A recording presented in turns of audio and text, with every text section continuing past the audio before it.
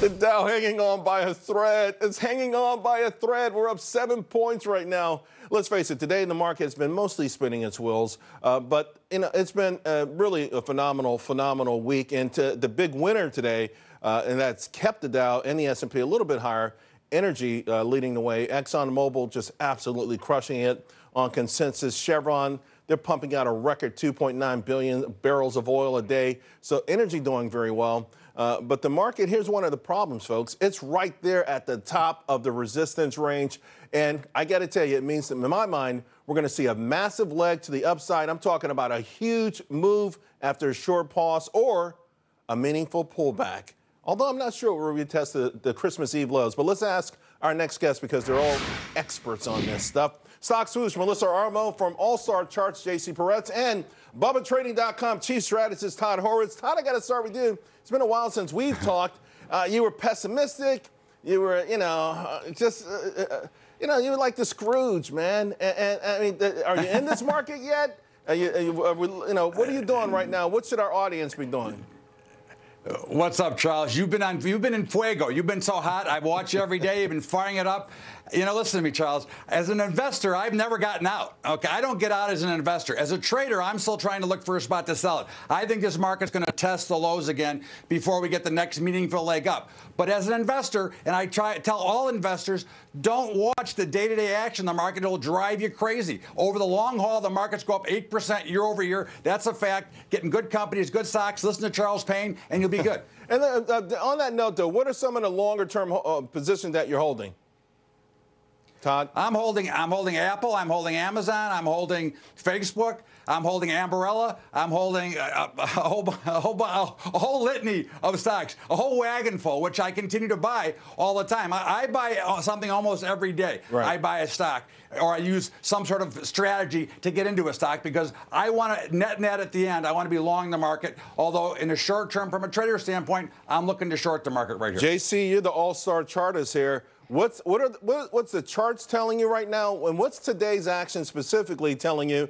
The fact that we gave up an almost 200-point rally on the Dow. I thank you for having me again, Charles. For me, we really respect weekly closing prices, right? They're very important. But what we respect even more is the monthly closes, which we had yesterday. And we really went out at the highs in a lot of major indexes, just a ton of strength in January. And then, sure, maybe at some point in the future, will we retest the lows? Possibly, but I think that's consensus that we have to. I don't necessarily agree that we absolutely have to. I think we continue to weigh the evidence, and from what we see here, the path of least resistance in stocks is still higher. I think the higher probability is that the major indexes retest those former highs. All right, I'm going to get back to you for some specifics on that. And, Melissa, I agree with JC, the idea that, you don't always have to retest. We didn't retest the March 2009 lows, and there are literally hundreds of thousands of would-be investors still waiting for that. Remember, we had that huge buying that came in right after the Christmas holiday. So I'm saying if we go down there, we're still holding the uptrend. I thought we were holding the uptrend the whole month of December, and I turned out to be right. Because if you go back and look at it, look at the rally that we've had since right after Christmas into January. You're right about that. We did hold, but when do we break out? Because we were butting up against, we crossed the 50-day on the Dow. We crossed the 50-day, I think, on all. We're crossing the 50-day on the 200-day moving average on the Dow. So we've got to be right there at a major breakout point. We're over that point. Now, as far as getting in, if you're in already, fine. If you never got out, fine. You had some pain in December. If you want a confirmation to get in that's going to take it right up to the highs, well, we're not there yet. Now, if you're looking at the 200-period moving average, which we're bumping up against, if you're talking about resistance, here's my thoughts on that. Don't worry about that. And here's why. Because we are in an uptrend, and when you're in an uptrend, there is no resistance. Every resistance will be gone over when you're in an uptrend, just like there's no support that's going to hold when you're in a downtrend. And that's the tip of the day, and that's great advice. So if you're in, don't worry about it. Even if we pull back, we're going to get over this area that you're talking about that we're bumping up against under the 200-period moving average because we're still in an uptrend, and therefore that's really not resistance. There really isn't any resistance. You got to love someone that says that's the tip of the day and great advice, right? Hey, Todd, I guess you grade your own advice, too, and we consider it to be great. What should we be looking for, though? January was phenomenal. A lot of people talk about the January effect. As goes January, so goes the rest of the year. It's really a pretty good indicator. What would you be looking for to become just even more optimistic as a trader on the upside?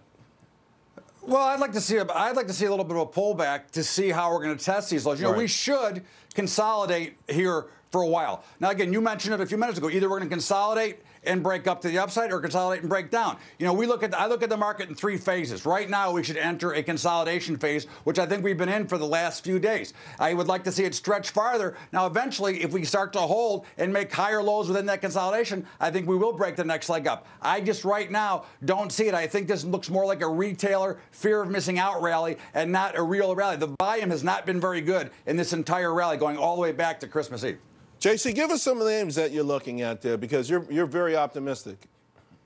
I wouldn't say I'm very optimistic. I think it really comes down to defining your time horizon, right? So, sure. Yeah, you know, as Todd said, on average, the S&P returns 8% a year, but the S&P never returns 8% a year, right? We don't live in an average world. So I think it's going to be a little bit more complicated than that. We are literally right in the middle of a massive range. To the upside in the S&P, you're looking at 3,000. To the downside, you're looking at 2,400. Where are we today? 2,700, literally right in the middle. But to yes. your point, though, not every stock is going to participate, right? As much as of a cliche that this is, it is still a stock picker's market. Is there certain sectors that you think have a better chance of making money this year than others?